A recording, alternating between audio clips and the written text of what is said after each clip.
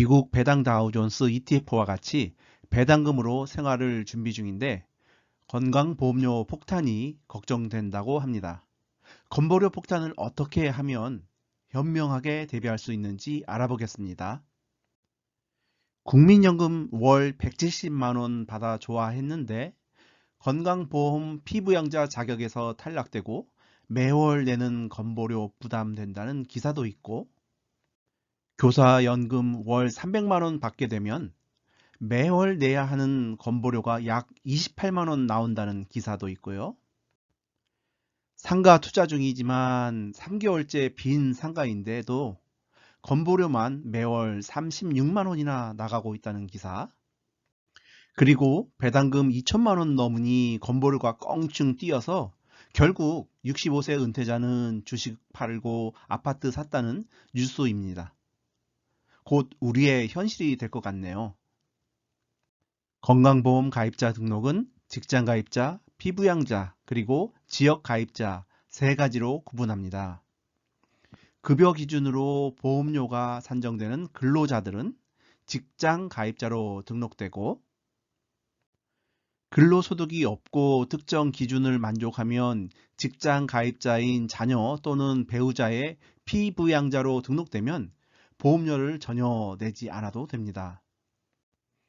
직장 가입자와 피부양자 이외에 지역 가입자로 등록되면 본인의 소득과 재산에 비례하여 보험료를 내야 합니다.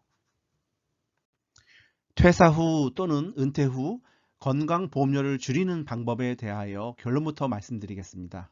오늘의 영상은 투자하는 분들, 배당금, 자산 등의 관점에 맞춰 설명하겠습니다. 가장 우선 지금부터라도 배우자 포함 본인이 퇴사 후 건보료 피부양자가 될 수 있는지, 그리고 피부양자에서 탈락한다면 건보료가 매월 얼마쯤 나가게 될지를 미리 공부해야 합니다. 그래야 미리 준비할 수 있으니까요. 오늘의 영상을 끝까지 보시면 공부에 도움이 될 것 같습니다. 자, 그럼 건보료를 줄이는 가장 최고의 방법은 퇴사 후 자녀 또는 배우자가 직장 가입자일 경우 피부양자로 등록하여 건보료를 전혀 내지 않는 방법입니다. 물론 부모가 피부양자로 등록되어도 그 자녀의 건보료 증가는 전혀 없으니 부담 가질 필요도 없습니다. 하지만 피부양자 요건에서 탈락되어 어쩔 수 없이 지역 가입자 대상이 될 경우에 건보료를 줄이는 방법은 지역 가입자 대상 통보를 받았을 때 2개월 이내에 건강보험공단에 방문하여 임의 계속 가입자 신청하게 되면 건보료를 줄일 수 있는지 확인 후 신청하면 됩니다. 임의 계속 가입자는 이전 직장에서 내가 냈던 건보료를 동일하게 3년간 낼 수 있게 해주는 제도입니다. 하지만 직장에서 내가 냈던 건보료 금액과 퇴사 후 지역가입자로 부담해야 할 건보료 금액을 비교하여 적은 쪽을 선택하는 것이죠. 좀 더 예를 들어 설명해 보면 직장에서 건보료가 30만 원이라면 내가 15만 원, 회사가 15만 원 이렇게 반반 냈었는데 임의 계속 가입자가 3년간 낼 건보료는 내가 냈던 15만 원만 내면 됩니다. 그리고 어쩔 수 없이 지역 가입자로 건보료를 부담해야 한다면 건보료 산출할 때 최소화할 수 있는 현명한 재산 관리를 해야 합니다. 즉, 재산 비중을 잘 조절해야 하고 연금 계좌를 적극 활용해야 합니다. 따라서 이러한 재산 관리는 미리 준비해야 하는 것이죠. 그래서 미리 공부해야 한다고 강조한 것입니다. 그럼 직장 다니는 자녀 또는 배우자의 피부양자 자격이 될지 미리 체크 한번 해보시기 바랍니다. 피부양자 자격은 소득 기준과 재산 기준이 있는데 이 두 조건을 만족해야 합니다. 모든 소득을 합하여 연간 2천만 원 이하여야 하고 사업자 등록을 하지 않는 프리랜서와 같은 경우에는 연간 500만 원 이하여야 합니다. 그런데 사업자 등록하여 소득이 있으면 탈락되고 주택 임대 소득이 있어도 탈락되고 그리고 특히 소득 기준에 부부 한 명만 탈락해도 부부 모두 탈락됩니다.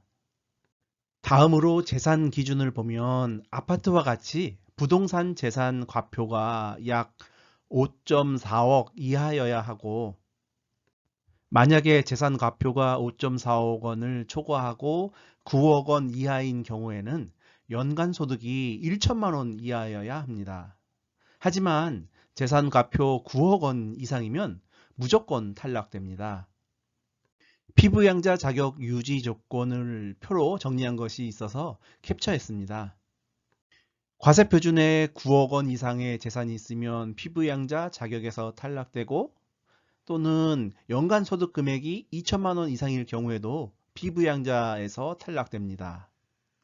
그리고 재산 조건에서 과세 표준액이 5.4억에서 9억 이하일 경우에는 연간 소득 금액이 1천만 원 이상이면 피부양자에서 탈락합니다. 여러분들은 어디에 해당될 것 같나요? 만약에 피부양자 등록 가능한 조건이라면 축하드립니다.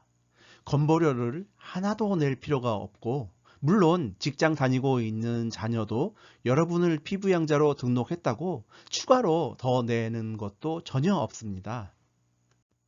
하지만 아쉽게도 피부양자 자격에서 탈락되어 지역 가입자로 등록될 것 같으면 각자의 재산과 소득을 고려하여 건보료를 부담해야겠죠. 그럼 매월 부담해야 할 건보료가 얼마 정도로 예상되나요? 건보료 계산할 때 소득과 재산을 고려하는데 그중 소득에서는 다음 표와 같이 반영합니다. 여기서 꼭 아셔야 할 것은 이자소득과 배당소득은 100% 반영되고 국민연금, 공무원연금과 같은 공적연금은 50%만 반영됩니다. 그리고 IRP와 연금저축과 같은 사적연금은 적용되지 않는다는 사실을 꼭 기억하시기 바랍니다. 다음과 같이 도표를 이용하여 예를 들어 알아볼까요? 은퇴 후 국민연금과 배당주 투자로 생활 중인 사람의 사례입니다.